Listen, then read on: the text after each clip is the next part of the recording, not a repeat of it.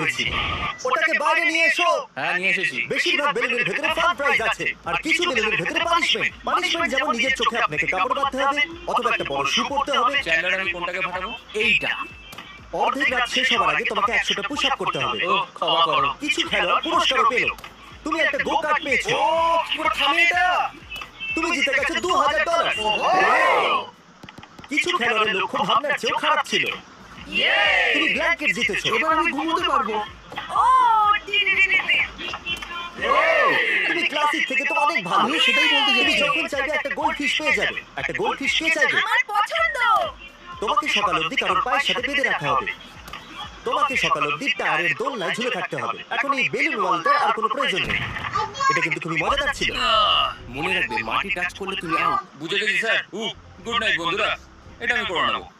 সার্কেলের ভেতরে এরা আরো একটা রাত কাটাতে চলেছে। দেখা যাক কি হয়। রাত হয়ে